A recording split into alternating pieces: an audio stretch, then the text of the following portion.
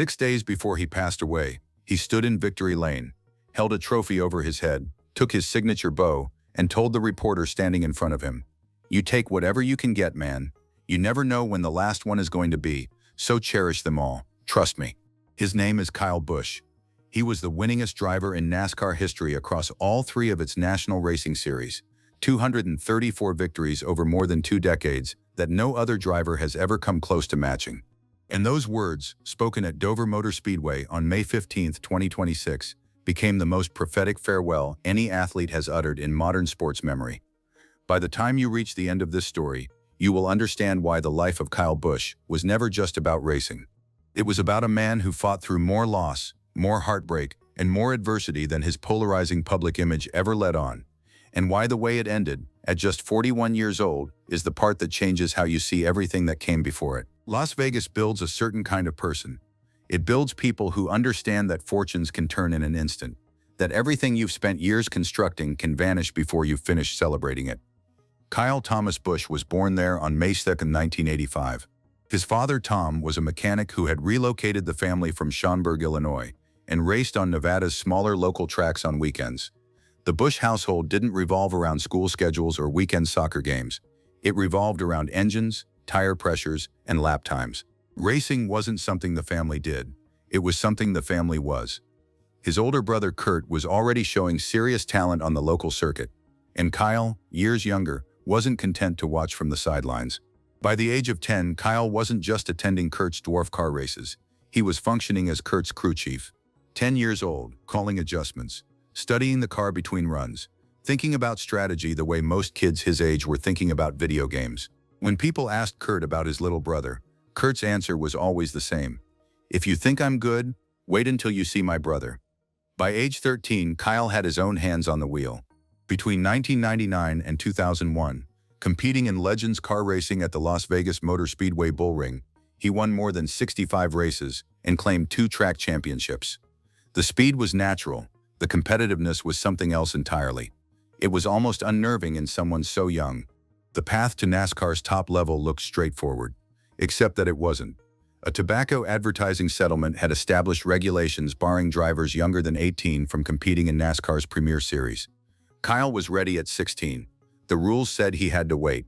So he waited, racing in every format available to him, building a resume that had veteran scouts talking in ways they rarely talked about teenage drivers. When he finally got his Cup audition in 2004, 6 races with Hendrick Motorsports, the sport got its first real look at what was coming. And what came next rewrote the record books. But here's the part that changes everything about what you just heard. The moment Kyle Busch arrived in NASCAR full-time, in 2005 with Hendrick Motorsports, the sport split down the middle over him. He won Rookie of the Year. He won his first Cup race at California Speedway in just his 31st start, becoming the youngest winner in Cup Series history at that time. He was 20 years old, aggressive, gifted, and completely incapable of pretending to be something he wasn't. When he won, he celebrated with a showman's bow in victory lane, a nod to his Vegas roots, a magician stepping out from the smoke after the trick lands perfectly. The bow became his signature. Some fans loved it, a lot of them didn't. The nickname Rowdy stuck early, a reference to the character from Days of Thunder, and an honest description of his style on the track. He would take whatever space existed and then manufacture more. He raced with controlled aggression that looked, to his critics, like recklessness, and looked, to his supporters, like genius. The boos at tracks were real, so were the cheers. Nobody was ever indifferent to Kyle Busch. Then, after 3 full seasons at Hendrick, the team signed Dale Earnhardt Jr., the most popular driver in NASCAR, the son of a legend, a commercial goldmine. There was only one problem. The seat Earnhardt Jr. needed was Kyle Busch's seat. Hendrick let Busch go. He was 22 years old, one of the most talented drivers in the sport, and he had just been shown the door to make room for a bigger name. A different driver might have internalized that, might have questioned himself. Kyle Busch joined Joe Gibbs Racing in 2008, driving the number 18 Toyota, and responded by becoming almost impossible to stop. At JGR, the combination of Busch's raw talent and the team's engineering infrastructure produced something NASCAR hadn't seen in years. He didn't just compete in the Cup Series. He raced across all 3 of NASCAR's national series simultaneously, Cup, Xfinity, and Truck, winning in all 3, sometimes in the same weekend. In 2010, he formed Kyle Busch Motorsports and entered the Truck Series as an owner. In his team's first season, it won the Owners' Championship. First season. He was building a racing empire alongside his driving career, and doing both better than most people do either. The victories accumulated in a way that started to feel relentless. He won on his birthday, twice, becoming one of only 2 drivers in history to win a cup race on their own birthday more than once. He set records in series that drivers had been racing in for decades, and through all of it, the boos followed him from track to track. What happened next is the reason this story spread across the internet. February 21, 2015, Daytona International Speedway. The season-opening Xfinity Series race. Kyle Busch was 30 years old, driving for the team that had made him one of the best in the sport, and heading into a year that looked like it could deliver another championship run. Then a crash sent his car directly into the outside wall at high speed. The impact was severe. He was taken from the car with a broken right leg and a broken left foot. The leg fracture was significant, the kind that doesn't just sideline a driver for a few weeks. Doctors described the injury in terms that made it clear the 2015 season was, for all practical purposes, over before it had begun. His wife Samantha was there. She later described what the weeks that followed actually looked like behind the scenes. Not the polished version shared publicly, but the real version. Kyle Busch had to relearn how to walk. His physical therapist would complete a session and leave, and Busch would immediately tell Samantha to get his resistance bands because he wanted to do more. The physical therapist had gone. He didn't care. "I gotta get back early," he told her. Not early in the sense of returning before the end of the season. Early in the sense of returning before the doctors thought possible. He missed the first 11 races of the 2015 Cup Series season, missed qualifying for the championship in the regular way, and then, through a rule that allowed him to use playoff points earned in the races he did run, he qualified for the postseason, entered the championship four, and won the 2015 NASCAR Cup Series championship. Samantha, when critics argued he hadn't earned it, that missing 11 races and still winning the title was a technicality, responded with the kind of precision that only comes from living through something. "This wasn't a vacation for us," she said. He wasn't sitting there having a margarita on the beach. He was learning to walk again. The 2015 championship was, by any measure, one of the most remarkable comebacks in the history of American motorsports. And for a brief moment, even some of Kyle Busch's loudest critics went quiet. Most people who know this story stop here. But the real story starts right now. What the camera didn't capture during that same period, the years running alongside the championships and the victories and the bows in victory lane, was the war Kyle and Samantha Busch were fighting at home. They had met in 2007 at a racing event, married on New Year's Eve 2010, and for years after that, they tried to start a family and couldn't. The clinical term is infertility. The lived experience, as Samantha would eventually share in her 2021 book Fighting Infertility, was something far more consuming than a medical diagnosis. Multiple rounds of IVF, failed cycles, a miscarriage that Samantha described as sudden and devastating. Each failed attempt carrying its own financial weight. A single IVF cycle can cost upward of $20,000, and its own emotional cost on top of that. Samantha was candid in ways that most people in the public eye never allow themselves to be. She and Kyle were fighting every single day, not with each other over racing or money or the pressures of fame, but over grief and how to carry it, and the fact that they were carrying it differently. "Kyle was sad but not broken the way I was," she told People magazine. "I was angry with him for being stoic. She wanted him in the trenches with her. He was already moving forward. And the gap between where she was and where he had gone created a fracture in the marriage that they both acknowledged came close to ending it. They attended marriage counseling. They worked at it, deliberately and honestly, in a way that their public image, the NASCAR champion and his trackside wife, gave no indication of." Brexton Busch was born in 2015, via IVF, the same year his father won the championship and relearned how to walk. The timing of that year, the crash, the comeback, the championship, the birth of their first child, is the kind of convergence that would seem implausible in a film. Years later, the road to their second child was just as difficult. Another miscarriage, more IVF. Eventually, their daughter Lennox was born via surrogate in May 2022, and even her birth had to be managed around a race schedule, with a backup driver stationed at Darlington in case the surrogate went into labor during race weekend. Kyle carried all of this for years without making it the center of his story. He put the bow on after every win, answered the aggressive questions and media availabilities, absorbed the booze, and drove the car. The private version of him, the one sitting in marriage counseling, learning to walk again, sitting in waiting rooms through failed IVF cycles, was the one very few people saw. And if you think that was surprising, stay with me because this next part is why the whole story matters. By the end of 2022, Kyle Busch had been at Joe Gibbs Racing for 15 seasons. He had won 2 Cup championships there. He had secured 56 of his 63 career Cup victories in JGR equipment. The relationship between Busch and Coach Joe Gibbs was, by every account, something closer to family than employer and employee. 15 years, 2 championships, more combined series victories than any active driver in the sport. Then Mars Incorporated, the parent company of M&M's, which had served as his primary sponsor for nearly 15 years, at a reported value of roughly $20 million per year, announced it was withdrawing from NASCAR after the 2022 season. JGR scrambled to find a replacement sponsor at that level. They couldn't. The economics didn't work without a primary backer of that magnitude, and the team couldn't sustain Busch's contract without one. There were offers on the table, competitive packages by most standards, but without a sponsor equivalent to Mars in scope and commitment, the numbers didn't close.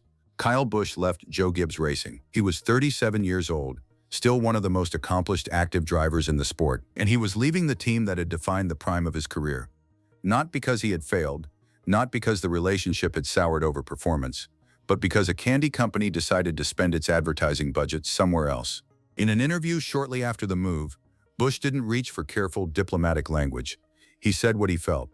Something that is so disappointing to me and so hurtful about this whole situation with JGR is they were like family. For 15 years, Joe had my back in the stupidest of moments that Kyle Busch was.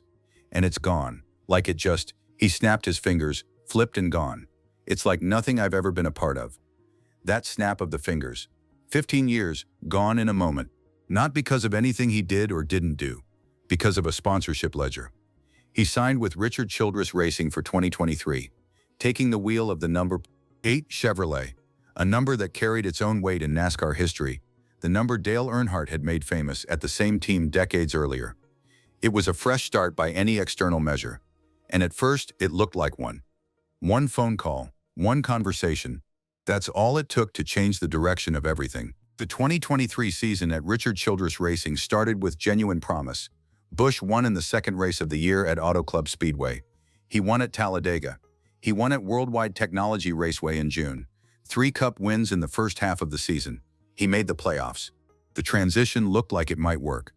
And then, after that third victory at Gateway on June 4, 2023, he never won another Cup race. Not a single one. The 2024 season was the first winless Cup campaign of Kyle Busch's career, a streak that had previously extended 19 consecutive seasons. 0 wins, 5 top 5 finishes, a 20th place finish in the final standings, mechanical failures, on-track incidents, radio silence from Busch to the media after crashes, walking away from his car without explanation. The team struggled with equipment that couldn't consistently match the pace of the top organizations, and Busch, for the first time in his professional life, had no answer for it. Behind the scenes, something else was happening that most fans weren't paying close attention to. In 2023, Kyle Busch sold Kyle Busch Motorsports, the truck series team he had built from nothing in 2010, grown into a championship-winning operation, and used to develop dozens of young drivers over more than a decade. He sold it to Spire Motorsports. That sale closed a chapter that had been central to his identity off the racetrack, not just as a driver, but as a builder. He had started KBM with his own money, his own ambition, his own belief that he could run a winning organization the way the great ones did. In its debut season, 2010, the team won the Truck Series Owners' Championship. He had mentored drivers through it, shaped careers. The sale was described as a practical decision, rooted in the economics of running a race team without the kind of primary Cup sponsorship infrastructure that had previously supported it. Practical or not, it was a loss. Through an arrangement with Spire, Busch continued driving in Truck Series races, not as an owner anymore, but as a contracted driver, showing up when the schedule allowed and winning in the one series where his dominant record remained unassailable. He held the all-time record for Truck Series victories, and those wins, in the final years of his career, became the place where the joy of competition still came cleanly, still felt by his own account like something worth cherishing. Here's what the comments kept asking. And here's the answer they never got, until now. May 10, 2026, Watkins Glen International, a road course in upstate New York. During the Cup Series race that weekend, the TV broadcast noted that Kyle Busch had been dealing with a sinus illness that week. The G-forces and elevation changes at road courses are among the most physically demanding in NASCAR. The body experiences continuous lateral loading for extended stretches, and any respiratory issue makes that exponentially harder. After the race, his radio communications captured him asking for a doctor. He needed a shot. He finished the race and sought medical attention. 5 days later, on May 15, Kyle Busch arrived at Dover Motor Speedway for the NASCAR Craftsman Truck Series EcoSave 200. He climbed into a Spire Motorsports truck, and he won. His 69th Truck Series win, his 5th at Dover specifically. His 234th victory across NASCAR's 3 National Series, a number that stands alone at the top of the all-time list, ahead of every driver who has ever competed in the sport's history. Classic Kyle Busch, in control, composed, pulling away in the closing laps in the way he had pulled away from fields of cars hundreds of times before. In Victory Lane, Fox Sports reporter Amanda Busick approached him. She mentioned the records, his 69th in the series, his 5th at Dover. She asked him why moments like this never get old. He took a breath, and he answered with a line that nobody in that crowd understood yet. Because you never know when the last one is, you know? I know all too well, unfortunately, with the Cup stuff, but here with the truck stuff, right now, it's awesome just to be a part of Spire Motorsports. Then, you take whatever you can get, man. You never know when the last one is going to be, so cherish them all, trust me. 2 days later, on May 17th, he competed in the All-Star race at Dover, finished 26th, walked away from the car. Nobody treated it as significant. It was, in every observable sense, just another race weekend. On May 20, Kyle Busch was at a General Motors training facility in Concord, North Carolina, running simulator sessions in preparation for the Coca-Cola 600 at Charlotte Motor Speedway, one of NASCAR's crown jewel races, scheduled for May 24. During that session, he became unresponsive and was transported to a hospital in Charlotte. On May 21, 2026, the Busch family, Richard Childress Racing, and NASCAR issued a joint statement. Kyle Busch had passed away following a severe illness. He was 41 years old. And at this point in the story, most people walked away. What came next is the part nobody talks about. The tributes came immediately. They came from drivers who had raced against him for decades, from rivals who had spent years battling him on track and calling him the best competitor they'd ever faced. Dale Earnhardt Jr., who had, years earlier, a well-documented difficult coexistence with Busch, wrote that they had eventually taken the time to work through their differences and that it had been Kyle who initiated that conversation. Kyle was one of the greatest drivers in NASCAR history, Earnhardt Jr. wrote. No one can deny that, but he was also a father, a husband, brother, son, and a friend to many. Rick Hendrick, the team owner who had first given Busch his shot, and later the man whose decision to sign Dale Earnhardt Jr. had set Busch's career on a different path, described the loss as an incredibly painful shock. He said he had watched Kyle grow up in the sport, and that nothing brought Busch more joy than being a husband and a father, and watching his son race. Jimmy Johnson, a former teammate and 6-time champion, said he was at a loss for words. Gone too soon, he said, to say the least. He described Busch as that spirited, ruthless competitor on track, and used the word ruthless in the way only a peer who raced against him 1,000 times could, as an expression of the highest respect. Richard Childress Racing announced that the number 8 Chevrolet, the number Busch had driven in his final seasons, would be retired and reserved for Brexton Busch, Kyle's 11-year-old son, who has already begun competing at the junior level. The number will wait for him. Brexton Busch, born via IVF in 2015, in the same year his father broke his leg, won a championship, and stood in victory lane weeping. That kid is now the reason that number lives on. Kyle spent years coaching him the way his own father had once coached him, teaching Brexton the same things Tom Busch had once taught Kyle, in a garage in Las Vegas, when a 10-year-old was calling setup changes for his older brother's dwarf car. Samantha Busch, the woman who had stood beside Kyle through infertility and miscarriage, through the crash and the recovery, through the JGR exit and the RCR struggles, through 2 championships and hundreds of wins, had appeared with Kyle on her podcast just 2 months before his passing. He had talked, with characteristic directness, about a leg injury that had required stitches just before the season opener, about the challenge of competing through physical setbacks. He had laughed about it, He had sounded like a man with no idea that anything was coming. His 234 wins stand alone. His 63 Cup victories rank 9th all-time. His 2 championships speak for themselves. He is, by the raw numbers, the most prolific winner in the history of American stock car racing. In the last thing he said publicly, in victory lane, trophy in hand, bow taken, was, "Cherish them all." You never know when the last one is.